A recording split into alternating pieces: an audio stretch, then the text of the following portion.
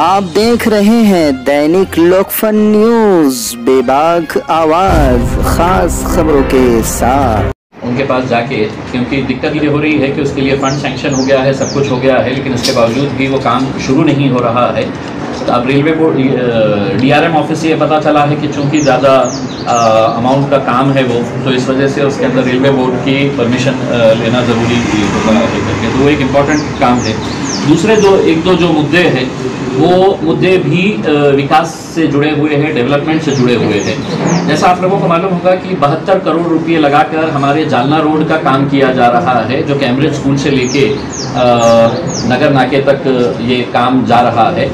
और इसमें अलग अलग जगह के ऊपर ये फुट ओवर ब्रिजेस बनाए जा रहे हैं और फ्लाईओवर्स बनाए जा रहे हैं। उसमें एक फ्लाईओवर को लेकर हमारा विरोध है। ये काम वैसे 2020 के अंदर सैंक्शन हुआ, लेकिन आपको मालूम है कि 2020 से लगातार 1.5 साल तक ये काम बंद पड़ा हुआ था। ये जब इसका प्लानिंग हो रही थी, उस वक्त प्लानिंग के दौरान ही मैंने तो शुरुआत से ही इस बात के ऊपर जोर दिया था कि औरंगाबाद को एक फुल फ्लाईओवर चाहिए जो नगर नाके से निकल के सीधा चिकलठानी के बाहर छोड़े। लेकिन पिछले जो भी सत्ता के अंदर थे या जो भी नेता लोग थे, उनकी एक दूरदृष्टि नहीं होने की वजह से उन्होंने टुकड़ों के अंदर हमको अलग एक 2-4 फ्लाईओवर्स दे दिए। अभी 2 दिन पहले मैं जब पूना से वापस आ रहा था, अहमदनगर जैसे शहर के अंदर पूरा शहर से बाहर निकलने वाला एक फ्लाईओवर अलॉट किया गया है। नासिक के अंदर सेम वैसा ही है। हैदराबाद के अंदर 19 किलोमीटर का फ्लाईओवर है, और हमको जब फ्लाईओवर दिया जाता है तो टुकड़ों के अंदर दिया जाता है, जबकि होना ये चाहिए था कि हमको भी एक फुल फ्लाईओवर देना चाहिए।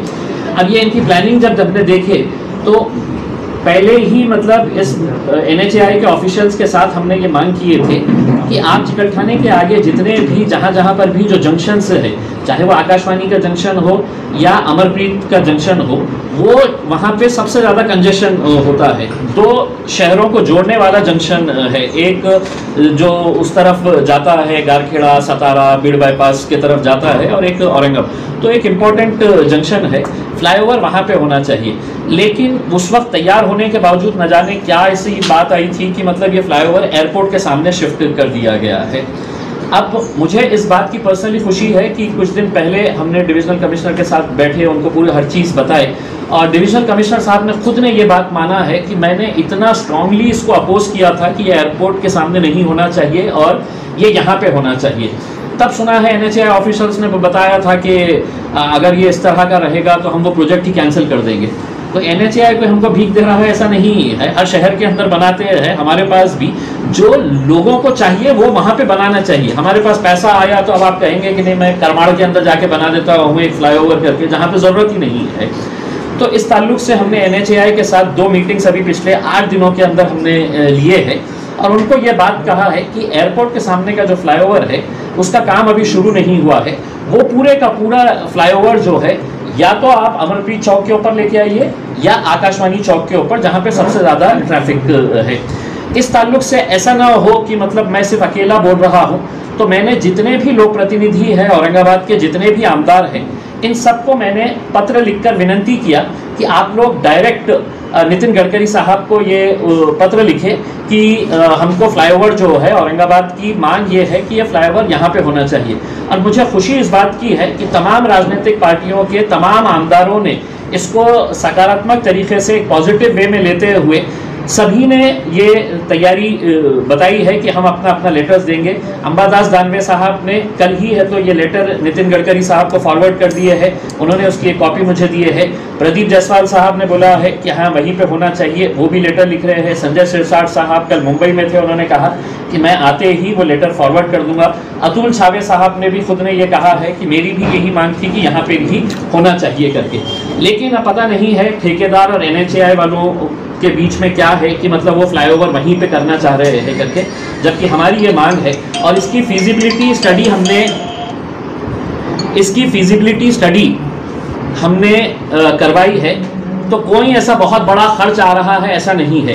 कोई भी अगर उस फ्लाईओवर को यहाँ से अगर हम आकाशवाणी चौक या इधर लेके जाते हैं तो उसके अंदर कॉस्ट डिफरेंस जो आएगा बहुत ज़्यादा अगर होगा तो 10 to 15% आ सकता है, और किसी भी नेशनल हाईवे के प्रोजेक्ट के अंदर 10 to 15% कॉस्ट एस्केलेशन की पॉसिबिलिटी होती है। अब आप सिर्फ अगर ये बना देंगे तो आगे चल के तब हमारे को दूसरा फ्लाईओवर मिलेगा पता नहीं है। हमारी और औरंगाबाद के जनता की ये ख्वाहिश है कि अब ये अगर छोटे छोटे फ्लाईओवर जो हमारी गलतियां हैं, हमारी गलत नीतियों का नतीजा है कि हमको छोटे छोटे ऐसे पीसेस के अंदर फ्लाईओवर मिले हैं, उसको हम प्रेसिडेंट पार्क होटल या जो अभी लेमन ट्री होटल है वहाँ तक लाके छोड़ दें, उसके आगे कोई फ्लाईओवर ना बने। और उसके आगे हम नितिन गडकरी साहब को ये कहेंगे कि आगे चल के जितना भी इंडस्ट्रियल डेवलपमेंट होने वाला है वो शेंद्रा के अंदर होने वाला है और ऑरिक सिटी के अंदर। अगर आप लोग ऑरिक सिटी अगर देखे होंगे तो इंटरनेशनल स्टैंडर्ड की वहाँ पर फैसिलिटीज़ डेवलप की गई है। तो हम चाहेंगे कि नितिन गडकरी साहब 1 साल के अंदर नहीं, आप 1.5 साल के बाद दीजिए, हमारे को 2 साल के बाद दीजिएगा, लेकिन एक फ्लाईओवर जो लेमन ट्री होटल जो पुरानी प्रेसिडेंट पार्क होटल थी वहाँ से निकाल के उसको डायरेक्ट है तो चिकलठाने के बाहर एक पीस के अंदर वो अगर फ्लाईओवर अगर हमको मिल जाता है तो बहुत बड़ा मतलब मेरे हिसाब से एक डेवलपमेंट का एक अच्छे तरीके से काम हो सकेगा। तो इस ताल्लुक से तमाम राजनीतिक पार्टी के जितने भी पदाधिकारी है और अधिकारी भी है, जिसके अंदर डिवीजनल कमिश्नर साहब शामिल है, वो सब ने है तो इसके लिए रजामंदी जाहिर की है। लेकिन कॉन्ट्रैक्टर चूंकि है तो ये है कि हमारे को ऑलरेडी कॉन्ट्रैक्ट मिल चुका है, अब हमको काम स्टार्ट करना है, तो हम उनको अच्छे तरीके से ये बता रहे हैं कि औरंगाबाद को वहाँ पर फ्लाईओवर नहीं चाहिए, जहाँ चाहिए आपको वहाँ पर बनाना है करके।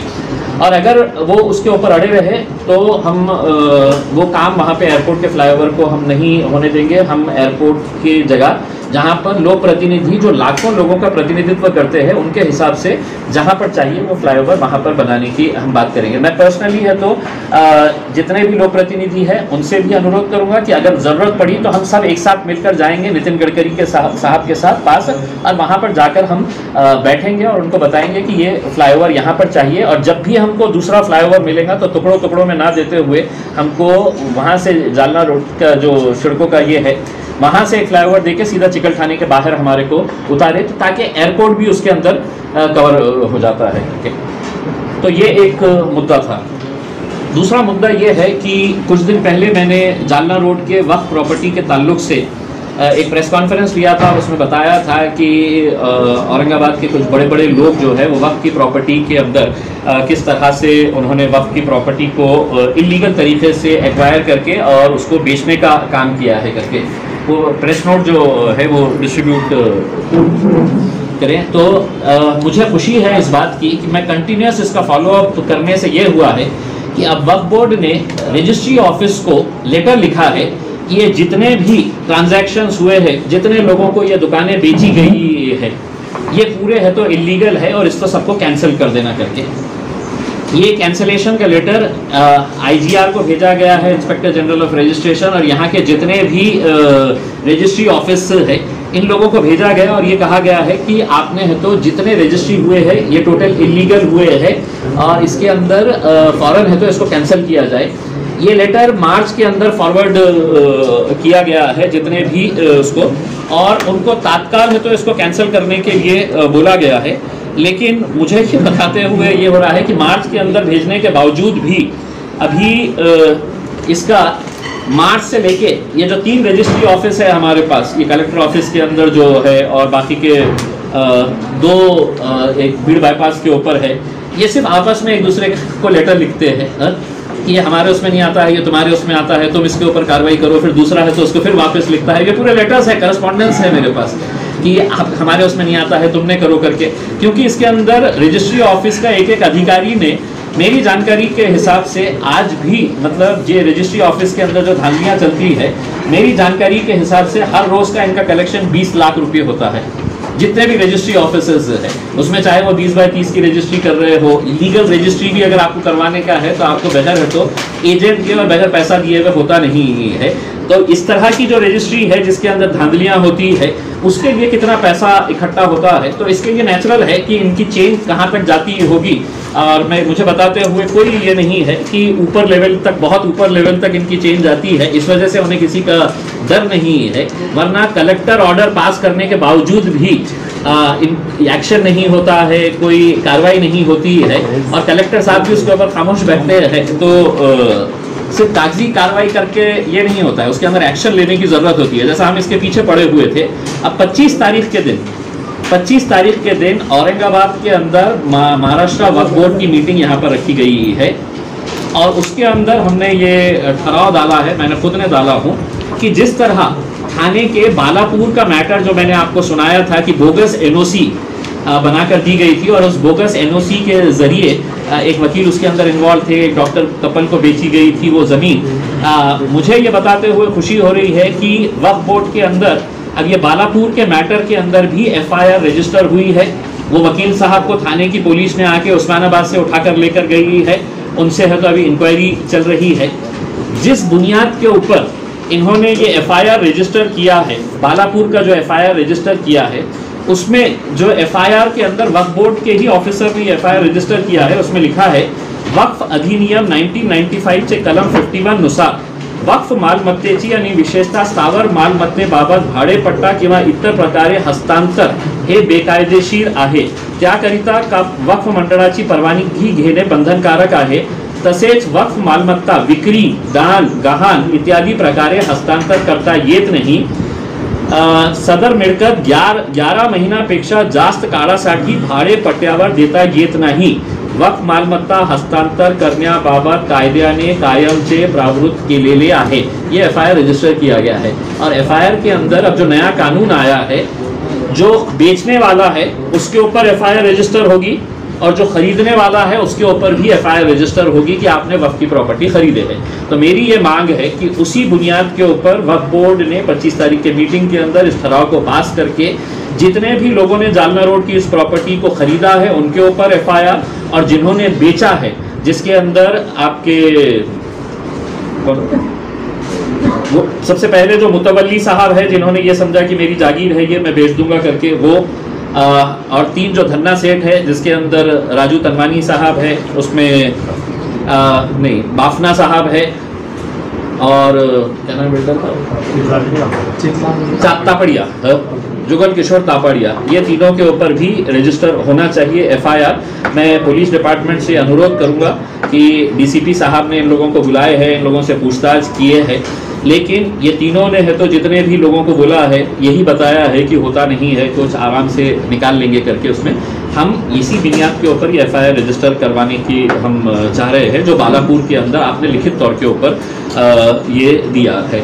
तो ये 1-2-3 मुद्दे हैं। मैं चाहूँगा कि औरंगाबाद की जनता अब खामोश बैठ के फ्लाईओवर वहाँ पे बन रहा है तो बनने दो, मेरा क्या जाने वाला है करके, जब तक हम आगे नहीं आएंगे, लोग आगे नहीं आएंगे, तो हमारे को वैसा ही होना जैसा प्रिंट रॉवेल के अंदर हमारा फ्लाईओवर जो है वो क्रांति चौक की तरफ जाना चाहिए था। कोई वहाँ पे ज्ञानी नेता था, उसने बोला कि नहीं मेरे घर की तरफ जाता है, मैं अपने घर की तरफ ले लूंगा। अगर वहाँ पे अगर देखेंगे तो आज प्रिंट रॉवेल के फ्लाईओवर के ऊपर अगर दिन में से कितने गाड़ियां जाती है और क्रांति चौक की तरफ जो नगर नाके से आती है गाड़ियां वो कितनी जाती है। जरूरत क्या थी कि क्रांति चौक की तरफ जाना चाहिए, लेकिन उस वक्त भी पब्लिक बोली अब क्या करना है, फ्लाईओवर बन रहा है इधर से बनो या इधर से बनो करके। अब एयरपोर्ट के ऊपर बन रहा है, एयरपोर्ट के ऊपर कितने लोग जाते हैं। तो मैं लोगों से अनुरोध करूंगा जितने भी ऑर्गेनाइजेशंस है, इंडिविजुअल्स है, ये नितिन गडकरी साहब को पर्सनली ट्वीट करें, NHAI के अधिकारियों को ट्वीट करें और ये मांग करें कि हमारे औरंगाबाद शहर की मांग ये है कि हमको फ्लाईओवर यहाँ पे चाहिए और आपका दिल्ली में बैठे हुए अधिकारी या ठेकेदार की मर्जी के हिसाब से जहां वो बनाना चाह रहा है वहां ना बनाए करके। तो ये 1-2 मुद्दे थे। इसके अलावा अगर आप लोगों के कुछ रजिस्ट्री जो है पूरे महाराष्ट्र की जो कैंसिल होने वाली है अंदाजे कितनी हो सकती है?